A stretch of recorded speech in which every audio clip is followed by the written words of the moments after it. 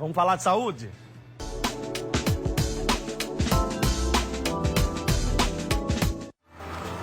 Setembro é o mês da saúde do coração. Então vamos saber como prevenir as principais doenças cardíacas com a ajuda do Dr. Valério Vasconcelos, que a gente recebe aqui no estúdio. Dr. Valério, seja bem-vindo. Bom dia. Bom dia, Paulo Neto. Bom dia aos seus telespectadores. Infarto é a doença que mais mata no coração no mundo ainda? Exatamente. No mundo e no Brasil, a doença que mais mata são as doenças cardiovasculares, que é justamente o infarto, o derrame cerebral. Infarto é uma delas. E como é que a gente previne isso, doutor? Então, a prevenção é justamente através de hábitos de vida saudáveis, controle dos fatores de risco. Fatores de risco como pressão alta, por exemplo, controlar a pressão, pessoas que têm colesterol elevado, controle do colesterol através de dieta, atividade física, por exemplo, e em alguns casos, medicamentos. Controle, gerenciar melhor o estresse. O estresse, que faz parte do mundo moderno, é uma das causas que contribui não só para o aumento da pressão arterial, como também das doenças cardiovasculares. Só para a gente explicar para quem está em casa nos assistindo, doutor Valério, o que é um infarto? Infarto e infarto é a mesma coisa? Exatamente. E o que é o infarto ou infarto? O infarto, na verdade, Paulo, é quando ocorre a morte do músculo cardíaco. Então, quando, por exemplo, o coração ele é nutrido pela artéria chamada artéria coronária.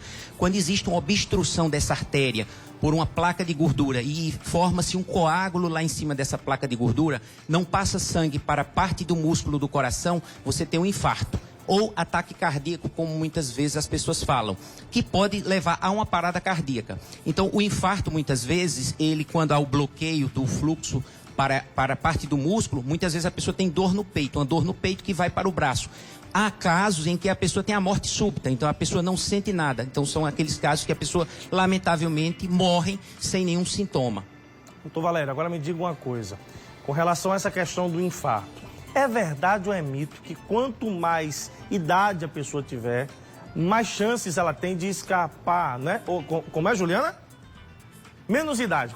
A pessoa que tem menos idade, ela tem menos chance de sobreviver. Ela tem mais chance de ter um infarto fulminante. Isso é fato ou é mito? É verdade. O que acontece? O jovem, muitas vezes, ele não tem a circulação colateral que é formada, muitas vezes, ao longo da vida. Então, muitas vezes, o idoso já teve até vários infartos. Há casos até de já ter tido infartos que a gente diz silenciosos.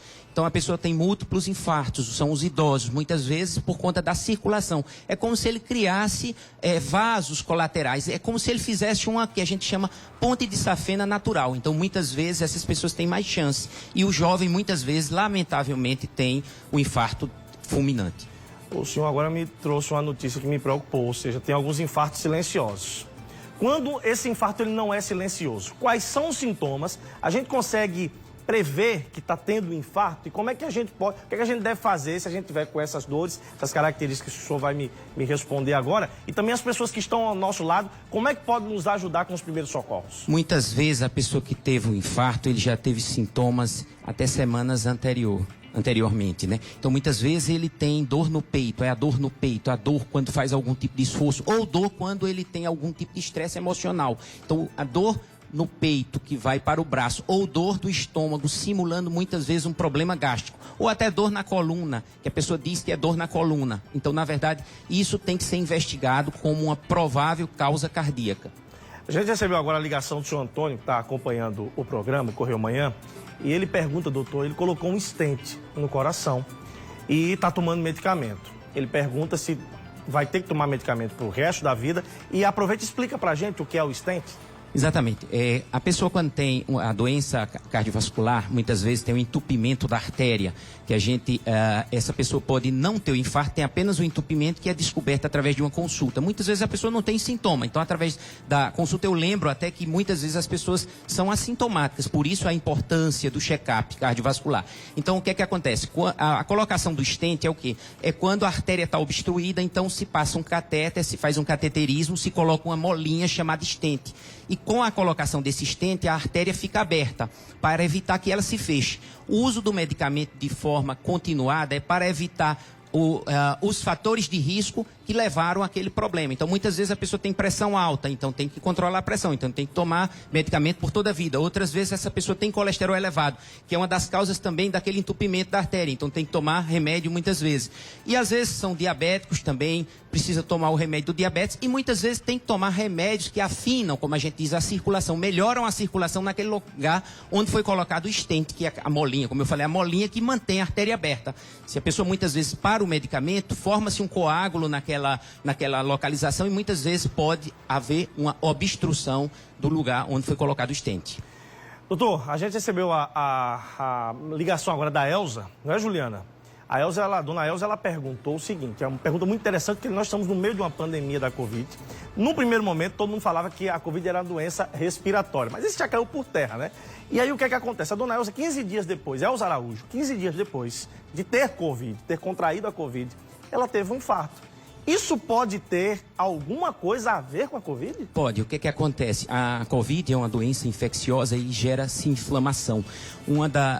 Inclusive faz parte da doença é justamente a inflamação.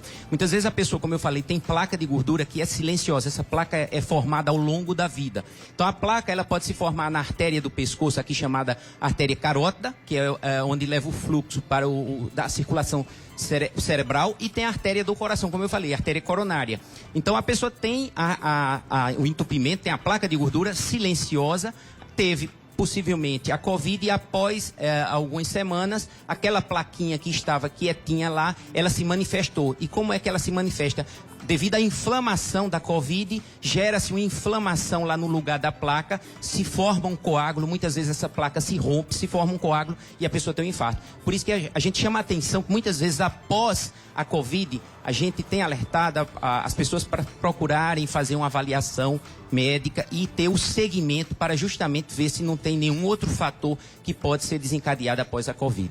Doutor, a dona Luzinete, lá de Mangabeira, mandou a seguinte pergunta pra gente. Ela tem a mãe e a tia que faleceram com problemas cardíacos, de infarto. Ela pergunta o seguinte, problemas cardíacos são hereditários? Ela tem mais chance de também ter esse problema durante a vida? Exatamente. As doenças cardiovasculares é um dos fatores de risco que a gente diz que é um fator genético. Então, pessoas, principalmente aquelas pessoas que muitas vezes têm parentes de primeiro grau, que tiveram doença cardíaca, que muitas vezes já fizeram ponte de safena ou fizeram angioplastia com colocação de stent, né? Então, essas pessoas que têm parentes com pressão alta, pessoas que têm parentes diabéticos e pessoas que estão muitas vezes sedentárias, o estresse do dia a dia é uma coisa que a gente não pode fugir. Então, tudo isso colabora para a doença cardiovascular. Doutor, para a gente fechar, quero dicas suas para que as pessoas que estão nos assistindo agora possam cuidar melhor do coração e fugir